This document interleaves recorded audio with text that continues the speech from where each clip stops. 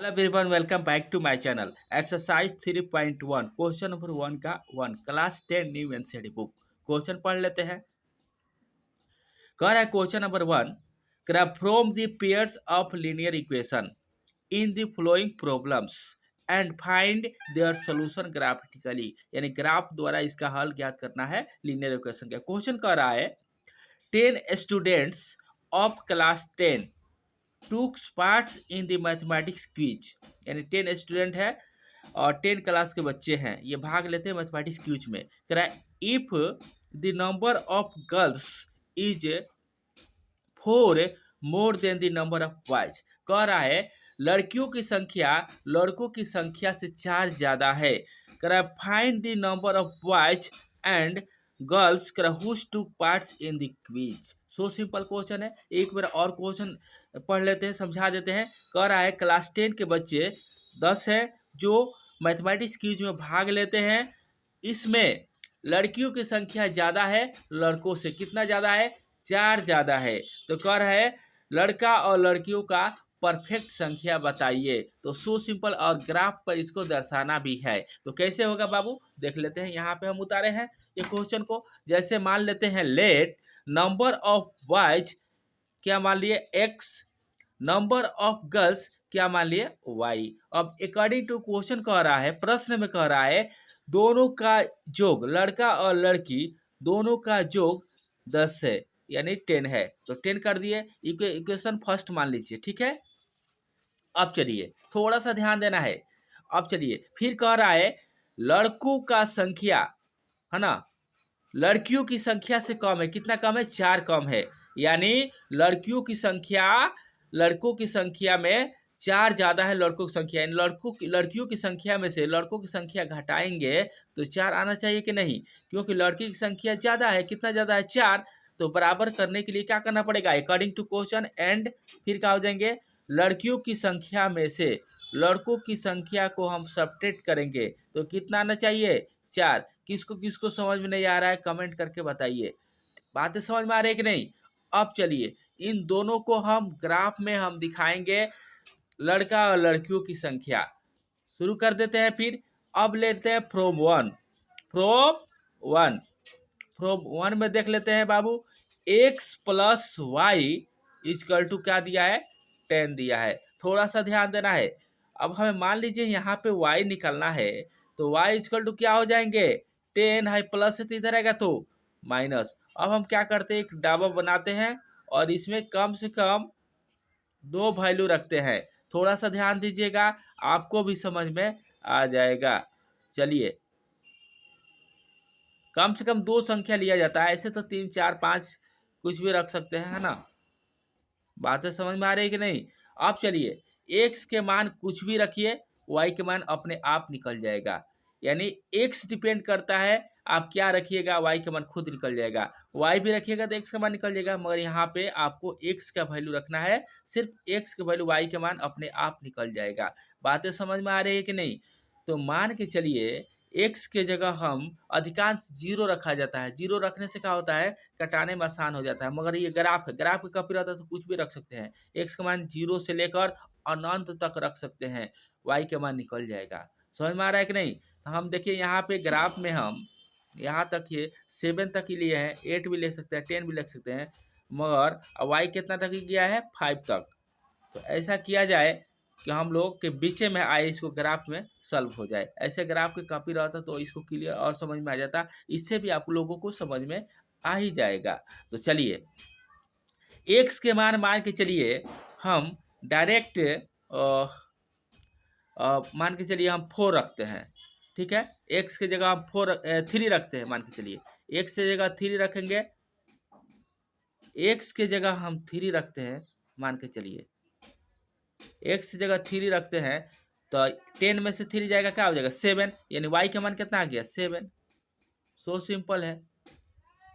x से जगह 5 रखिए, x से जगह 5, चाहे 4 भी रख सकते हैं, कुछ भी रख सकते। एक जगह 5 रखते हैं तो y की जगह क्या हो जाएगा? 5 पे होगा। बातें समझ में आ रही है कि नहीं? x की जगह मान लीजिए 7 तक है, कुछ भी रख दीजिए। x के जगह मान के चलिए हम 6 रखते हैं, एक्स की जगह 6 रखते हैं, तो 6 रखिएगा तो क्या हो जाएगा, ये सब्ट्रैक्ट करिएगा तो बोलिए 4 होगा कि नहीं, तो ये 4 हो गया। अब हम इस ग्राफ में हम ड्रॉ करेंगे। अब फ्रॉम 2 ले लेते हैं क्वेश्चन, फ्रॉम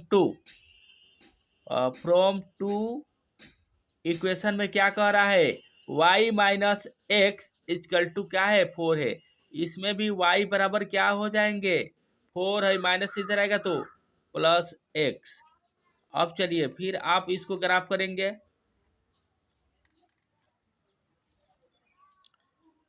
चलिए आप 3 4 3 बार भी इसमें भी ले लीजिए, कोई बात नहीं है, एक्स वाई।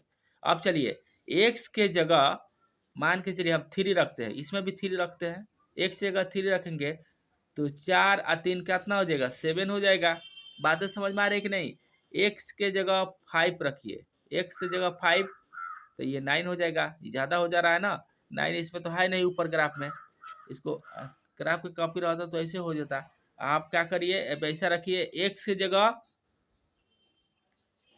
1 रखिए, 2 रखिए, 3 रखिए, एक्स की जगह 1 रखिए, चाहे 0 रखिए, एक्स की जगह 0 रखिएगा तो वाई का मान क्या हो जाएगा, 4 हो जाएगा।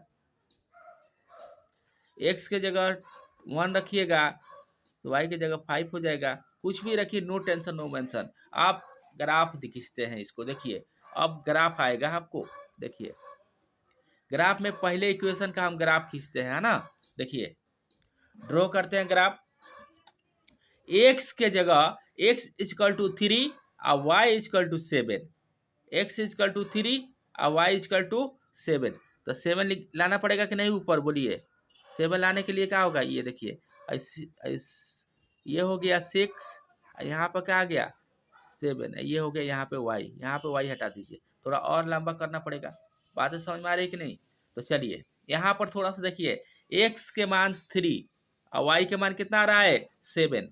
फिर देखिए यहाँ पे पॉइंट आ रहा है, एक्स के मान 3 और वाई के मान 7, तो 7 के सामने आएगा कि नहीं, बोलिए ये ग्राफ 7 के सामने आएगा कि नहीं। यहाँ पे ग्राफ आ रहा है, यहाँ पे ग्राफ आ रहा है, एक्स के मान 3 और वाई के मान कितना आ रहा है 7।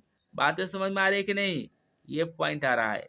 दूसरा पॉइंट देख लीजिए, एक्स के जगह 5 और वाई के जगह 5, एक्स 5 और वाई भी 5, एक्स 5, देखिए एक्स 5, थोड़ा सा ध्यान दीजिए, एक्स 5 वाई भी 5।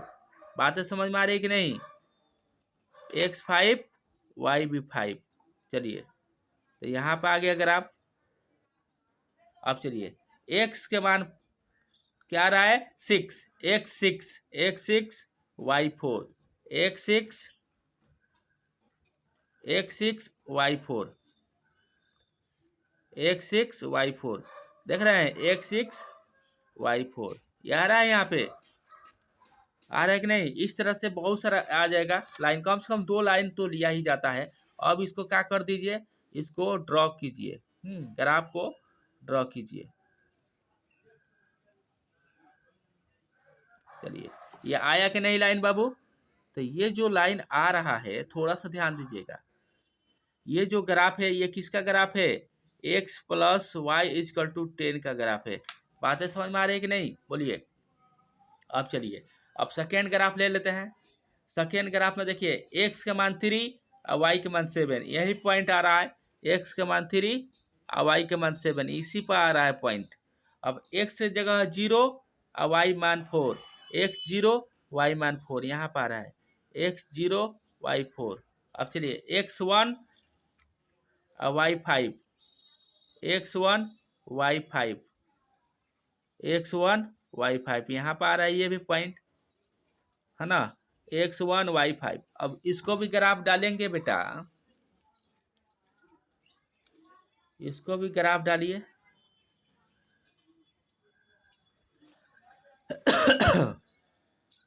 देखिए ये दोनों कट गया कि नहीं। इस इक्वेशन का क्या नाम है, y minus x equal to 5। ये दोनों पॉइंट किस पर कट रहा है, 3 7 पर, 3 7 पर कट रहा है। लिखेंगे बोथ, यहाँ पर लिख सकिए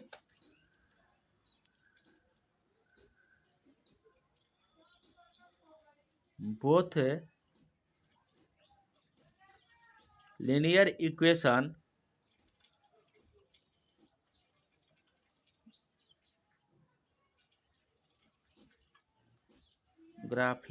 graphically intersecting